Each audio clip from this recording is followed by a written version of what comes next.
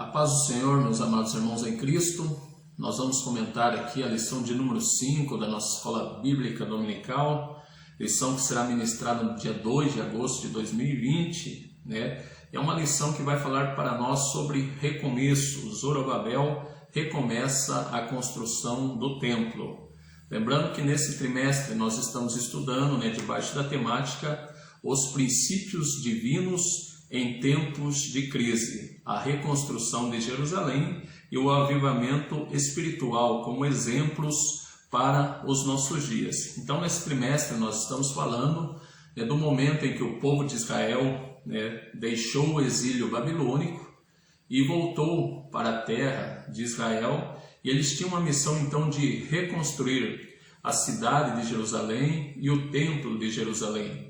Mas para que eles concluíssem essa tarefa, esse projeto que Deus tinha dado para eles, eles precisavam manter os seus olhos fixos em Deus, porque era Deus que daria a vitória para eles. Nós vamos observar que no decorrer dessa lição, em um momento dessa tarefa, desse objetivo que Deus tinha traçado para eles, eles esqueceram de olhar para Deus, e por isso essa tarefa de reconstruir o templo e a cidade de Jerusalém, ela atrasou, ela parou por um determinado tempo. É muito interessante, meus irmãos, que muitos que estão nos acompanhando e vão ainda estudar essa lição no dia de domingo, também talvez tenham começado alguns projetos que Deus tenha colocado na vida.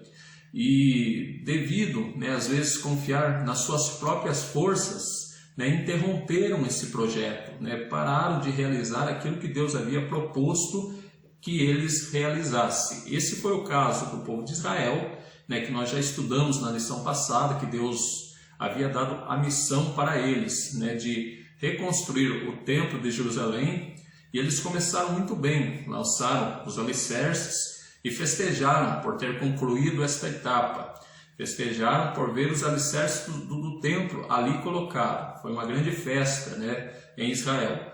Porém, os inimigos de Israel, vendo que os alicerces do templo já tinham sido lançados, eles ficaram preocupados, sentiram inveja. Os inimigos não queriam o bem de Israel, os samaritanos e outros povos que ali existiam. Eles arquitetaram então um plano para interromper aquela grande obra que estava acontecendo em Israel.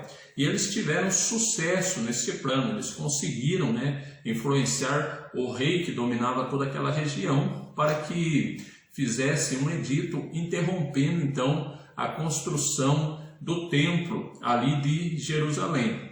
E os israelitas, eles obedeceram aquele edito do rei e deixaram de construir o templo ali em Jerusalém.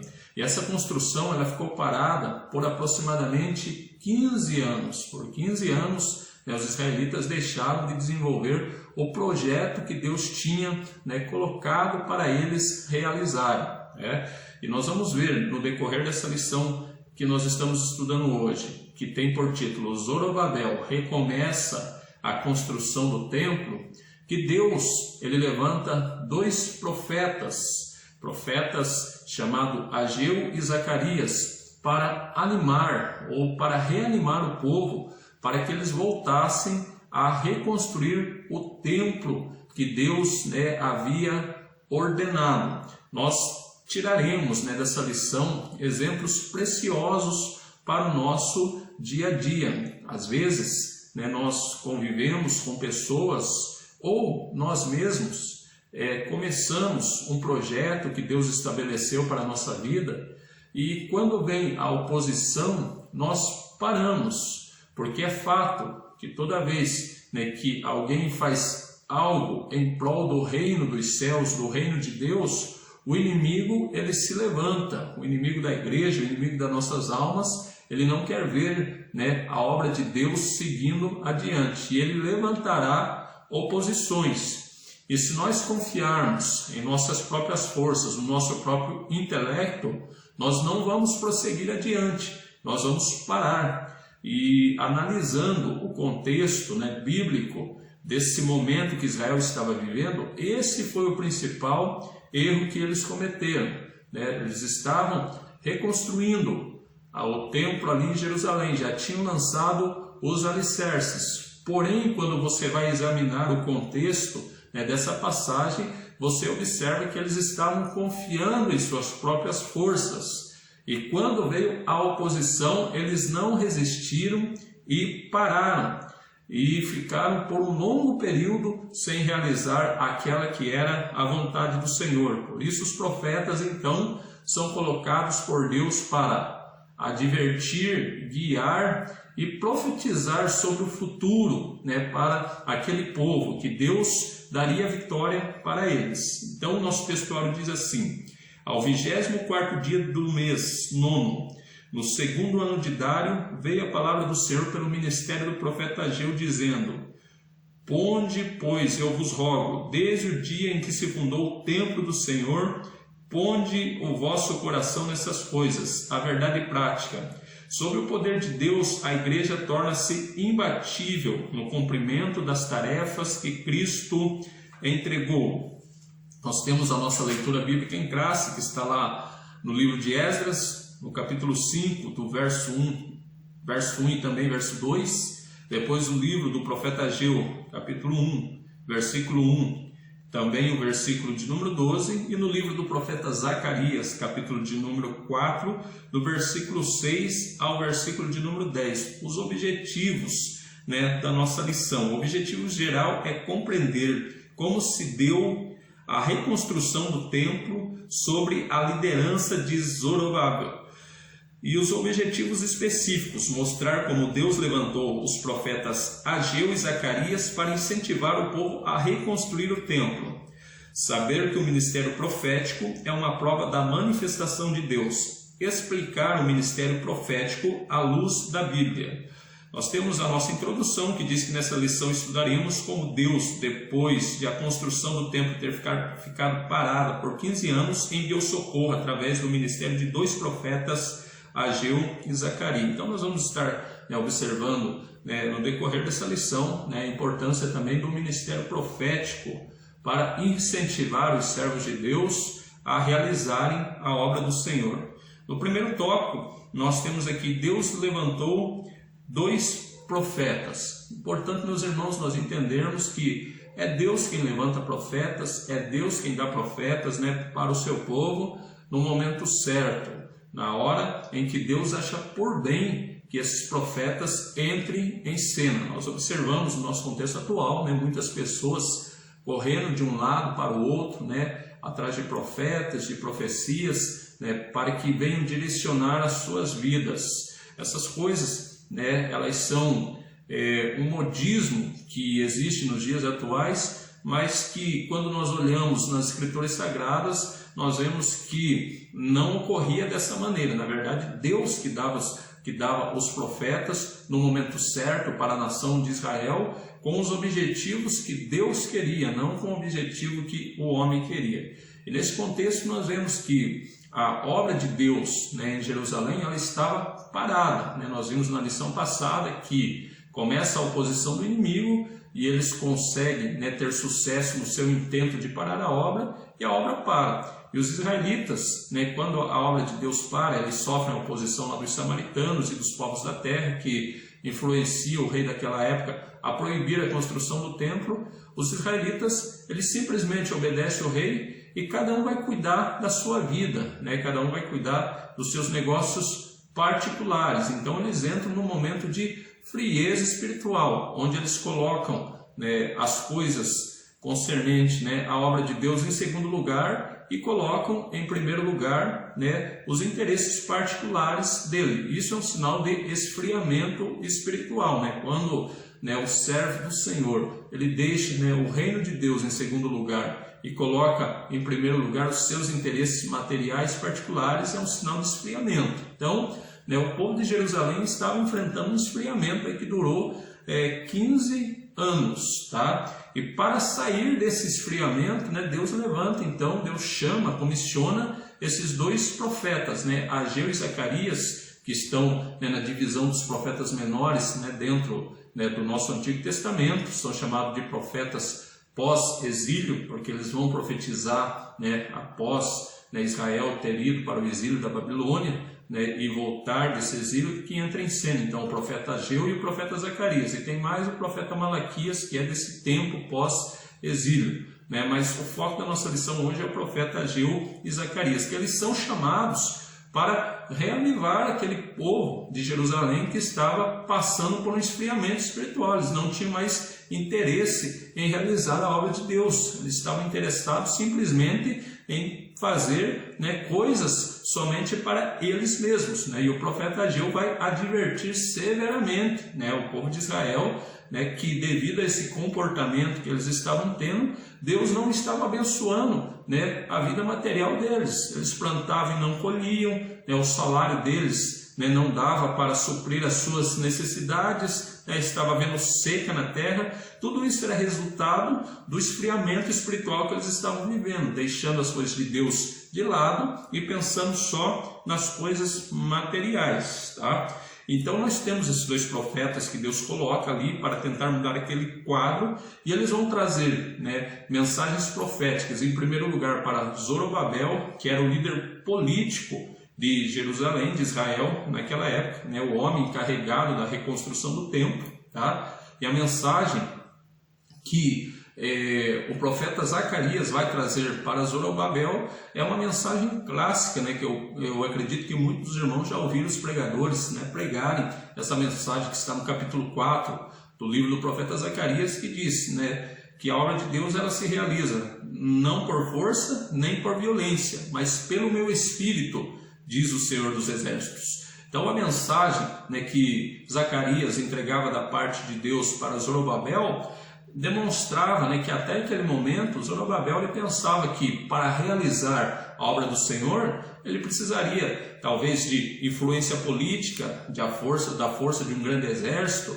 para poder vencer a oposição que ali estava, né, impedindo que a obra de Deus acontecesse. Zorobabel ele pensava, né, assim, e aí veio o profeta dizendo, né, que a obra de Deus ela não se realiza através da força, através da influência política, através da força de grandes exércitos, mas pelo trabalhar do Espírito do Senhor. Então essa é a primeira mensagem, né, que é direcionada, né, ao líder político daquela nação chamado Zorobabel.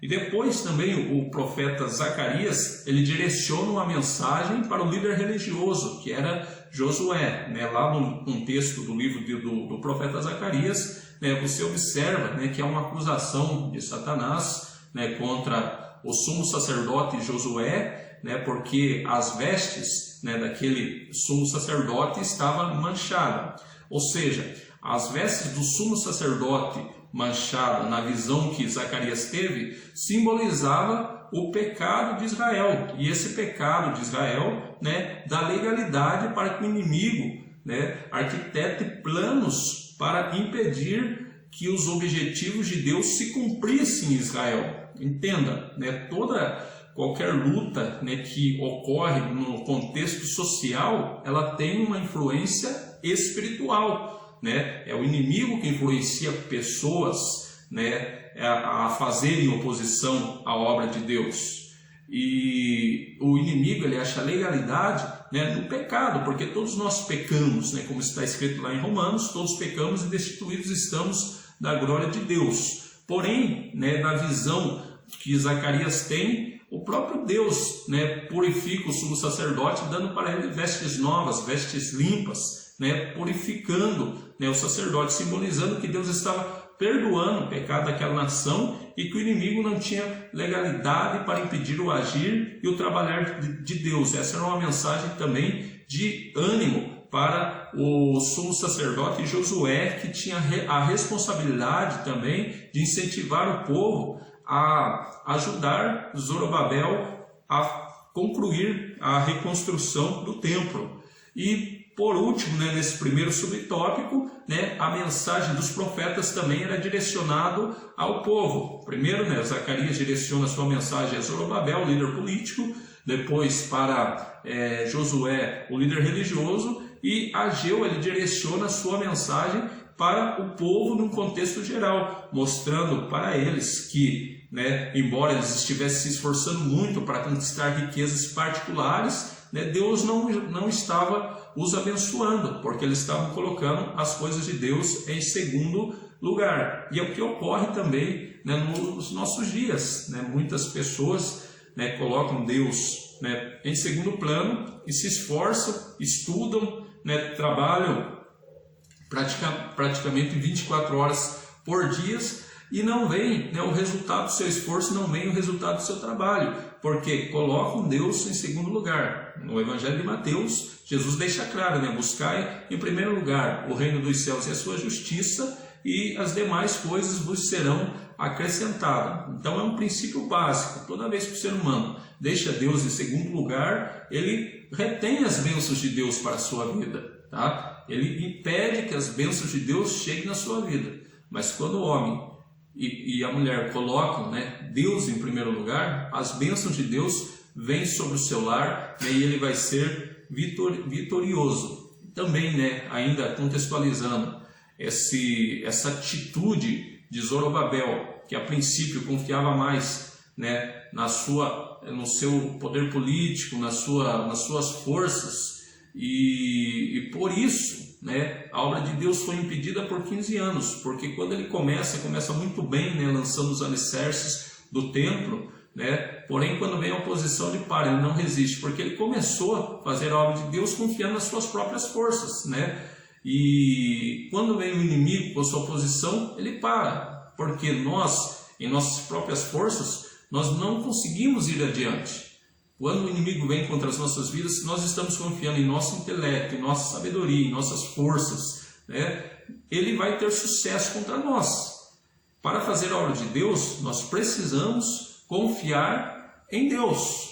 Confiar em Deus. É Deus quem dá sabedoria, é Deus quem dá a unção do Espírito Santo, é Deus quem nos dá a vitória. Faz parte, né? O homem deve buscar as suas qualificações, né? Buscar fazer um curso, né, de teologia, se ele tem a possibilidade de fazer, buscar se graduar, se ele tem a possibilidade de fazer isso, mas ele vai se tornar, né, uma presa fácil para o inimigo a partir do momento que ele passar a confiar nessas qualificações que ele galgou. Se ele está confiando nas suas qualificações, no seu intelecto, na sua sabedoria, a hora que o inimigo vai se levantar contra ele, ele vai parar. Nós precisamos confiar em Deus.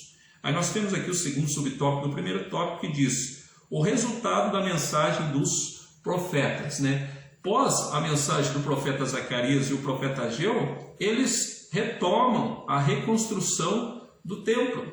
Veja como é importante, né, o ministério profético, né? Homens realmente, né, comissionados por Deus, que escutam a voz de Deus e a transmitem para o povo. Então, através do ministério profético de Ageu e Zacarias, é uma obra que estava 15 anos parada, ela recomeça. E ela recomeça e não para, ela vai ser concluída, porque o próprio Deus está direcionando. Agora eles entendem, né, que a obra de Deus, ela vai avante, não é através das forças, da inteligência, da sabedoria humana, mas é através da dependência divina, da dependência do Espírito Santo. Então, inspirados, né, pelo profeta Ageu e o profeta Zacarias, né, Zorobabel, ele ordena que recomecem a reconstrução do templo. No subtópico 3 do primeiro tópico, o texto fala assim: o impulso espiritual dado pelos profetas continuou dominando os construtores até a conclusão da construção, né?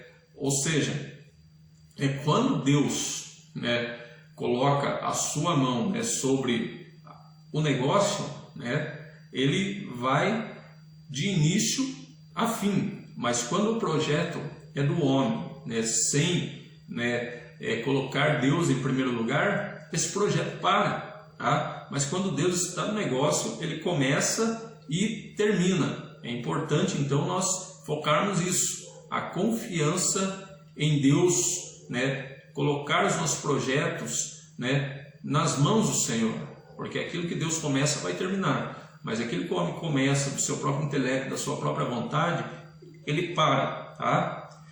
Indo aqui para a nossa segunda parte da nossa lição, que vai falar sobre o ministério profético, uma prova da manifestação de Deus. Então veja bem, né, a obra de Deus ela estava parada, né, 15 anos parada. Ela só retornou, né, Zorobabel só retomou essa reconstrução devido à influência do ministério profético, dos profetas Ageu e Zacarias. Então, os profetas, eles trouxeram, né, para o povo de Israel naquele momento o entendimento, né, do momento em que eles estavam vivendo. Aquele momento que eles estavam vivendo não era o momento de estar pensando só nos seus interesses particulares, era o momento de reconstruir a obra de Deus, né, de reconstruir a casa de Deus. Era esse momento, era isso que Deus esperava deles. E muitos não estavam entendendo isso. Então, os profetas, eles vieram e direcionaram, né, esclareceram isso para o povo. Então, né, o ministério profético, ele tem essa função de guiar o povo a reconhecer e fazer a vontade de Deus. Tá? Também, né, eles trouxeram exortações, né, para a nação de Israel naquele momento, mostrando para eles que havia uma consequência ruim de não obedecer à vontade de Deus. Veja bem, né? Então esse ministério profético de Ageu e Zacarias, ele orienta o povo a fazer a vontade de Deus, mostra a consequência de desobedecer à vontade de Deus e também, né, através do ministério profético de Ageu e Zacarias, né, houve revelações, predições, né, do que aconteceria no futuro. Zacarias falou para Zorobabel, falou, olha, né, os grandes montes que estão na tua frente, eles vão ser aplainados, não serão nada, né? Você vai começar e vai terminar esse tempo. Ou seja, o ministério profético também traz revelações a respeito do futuro. Então ali teve revelações a respeito do futuro, teve exortação, teve direção da parte de Deus através do ministério profético, né? Por isso a importância do ministério profético no Antigo Testamento e também nos dias atuais. Agora nós precisamos pautar aqui algumas coisas, né, que ocorrem nos dias atuais que são errôneas. Primeiro, né, muitas pessoas pensam que o profeta ele é aquele que simplesmente é um adivinhador do futuro. Não, o ministério profético é muito mais que isso. Às vezes Deus vai usar o profeta para vaticinar coisas a respeito do futuro. Mas Deus usa o profeta, né, para chamar o povo de volta para os caminhos do Senhor. Né? Quando o povo está desobedecendo, né, a vontade de Deus, indo por caminhos errados, Deus levanta o profeta para exortar este povo. Né? O ministério profético de Jeremias, por exemplo, né, na maior parte do seu contexto é, né, exortar o povo a se arrepender dos seus pecados. E para dizer também, né, a pena, o castigo divino que viria sobre eles. Tá? Então, muitas pessoas hoje pensam que o profeta, né, a única função dele é adivinhar o futuro. Outras pessoas pensam, né, que ser profeta é só dizer palavras positivas, palavras boas. Parece, né, essa teoria da confissão positiva. Né? E alguns que se intitulam profetas hoje, você só escuta da boca deles que Deus vai abençoar, Deus vai abençoar, Deus vai abençoar. Né? Quando nós olhamos para o contexto bíblico, né, os profetas falaram de bênção, né, revelaram o futuro, mas também exortaram, falaram, né, dos castigos, as consequências, né, que as pessoas receberiam por desobedecer a Deus. Aí nós vemos muitas pessoas que se intitulam profetas hoje, né, no nosso contexto, né, que só sabem dizer que Deus vai abençoar, Deus vai abençoar, Deus vai abençoar. Às vezes, né, a pessoa que está liderando a igreja, está visitando a igreja, ela está vivendo em pecado. Às vezes a pessoa está vivendo no adultério, às vezes a pessoa está vivendo no mundo das drogas. Né? Como que nós vamos dizer que Deus vai abençoar a pessoa nessa condição?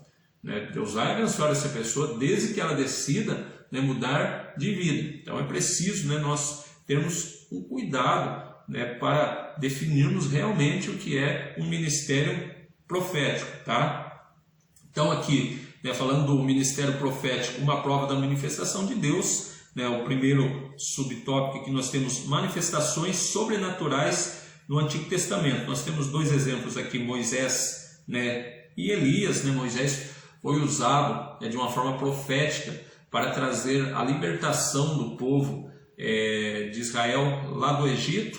Né? Elias foi o profeta usado também para confrontar, né, o baalismo nos dias, né, do rei Acabe, né, quando Jezabel implantou, né, o culto a Baal em Israel. Tá? E nós temos aqui no segundo tópico, né, manifestações sobrenaturais no Novo Testamento, né? Há muitas pessoas que interpretam de maneira errada, né, dizendo que, né, o ministério profético ele findou-se em João Batista, né, que depois de João Batista não existe mais o ministério profético, mas você encontra muitas passagens, né, no Novo Testamento, né, que mostra, né, o ministério profético, né, pessoas que tinham o ministério profético. E aqui o segundo tópico da nossa lição, né, vai trazer para nós, né, alguns exemplos, né, de pessoas que exerciam, né, o ministério profético, tá? Porém, né, há uma diferença grande, né, do Antigo Testamento para o Novo Testamento. Nós vemos que no Antigo Testamento, né, o profeta muitas vezes ele era consultado, né, pelo povo, né? O povo ia até o profeta, né, e pedia que o profeta consultasse a Deus em favor deles. Então o profeta ele atuava assim como um mediador também, né, na antiga aliança. Já na nova aliança, né, você não vê em nenhum momento as pessoas, a igreja indo até os profetas, né, para consultar a Deus, né, para que o profeta fizesse essa mediação. Deus usava lá os profetas, como usou Ágabo, né, para revelar algumas coisas que ocorreriam no futuro, né. Porém, a igreja não ia, né, atrás desses profetas para consultar, né, coisas concernentes, né, ao seu dia a dia. Por exemplo, lá vai atrás do profeta para consultar se deve namorar tal pessoa, se deve casar com tal pessoa, se deve, né, fazer tal negócio, se deve sair do emprego ou não, se deve fazer uma faculdade ou não. Isso não existe no Novo Testamento, né? Ir atrás dos profetas para ver se o profeta adivinha o futuro para as pessoas, né? Isso não existe. Isso é uma prática também errônea que nós vemos acontecer nos dias atuais, tá? No terceiro tópico, o ministério do profeta à luz da Bíblia, né? O primeiro subtópico aqui do terceiro tópico, né? O profeta na dispensação do Antigo Testamento. O profeta, além de transmitir a mensagem de Deus para o povo, era consultado pelo povo acerca de assuntos espirituais e até mesmo acerca de assuntos materiais, né? Então nós temos aqui os exemplos, né? O profeta Ezequiel, o profeta Samuel, né? O próprio Moisés era consultado pelo povo, né, a respeito de assuntos espirituais e até mesmo acerca de assuntos, né, materiais. Por que isso ocorria no Antigo Testamento? Ora, no Antigo Testamento, né, eles não tinham uma revelação completa, né, da obra de Deus, né, da vontade de Deus como nós temos hoje. Eles não tinham o cânon bíblico como nós temos hoje, tá?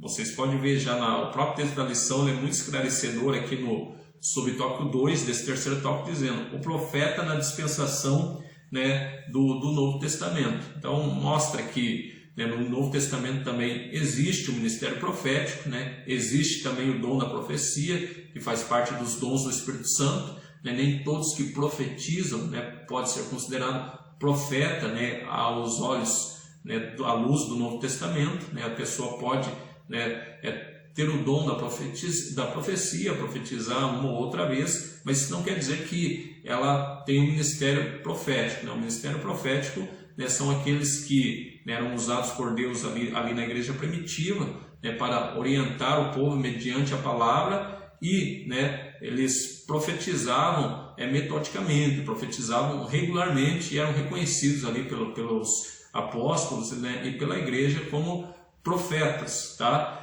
E ressaltando, né, que esses profetas, né, eles não eram consultados, né, como no Antigo Testamento ocorria consultas a respeito de questões espirituais, de questões materiais, até porque, né, eles já tinham uma revelação, a igreja já tem uma revelação muito mais completa, muito mais abrangente que Israel, né, que tinha lá no Antigo Testamento uma revelação mais limitada. Tá? Então, chegando, né, ao fechamento, né, dessa nossa lição que fala sobre a reconstrução do templo, né, o recomeço da reconstrução do templo, nós chegamos à seguinte conclusão, né, que toda vez que, né, uma pessoa, né, na obra de Deus, ele começa um projeto, mesmo que esse projeto seja do coração de Deus, mas ele começa confiando nas suas próprias forças, ele vai parar, né? Porque a oposição vem, e se ele não estiver confiando em Deus, ele não vai resistir essa oposição. É o caso de muitas pessoas que começaram muito bem e estão paradas, né? E para que, né, essas pessoas saiam dessa letargia, dessa frieza espiritual, existe uma importância muito grande, né, do ministério profético, né? Homens comissionados por Deus para chamar o povo de volta para a sua responsabilidade, tá? E uma importância também, um destaque, né? Nós necessitamos, né, muito de profetas, né, nos dias atuais, né, para que o povo, a igreja, se desperte cada dia mais a realizar a sua responsabilidade, né? Porém, nós precisamos também do entendimento correto do que é ministério profético. O ministério profético, ele chamará o povo de volta, né, para o verdadeiro evangelho, né? A função do profeta não é revelar o futuro, mas é aproximar as pessoas de Cristo.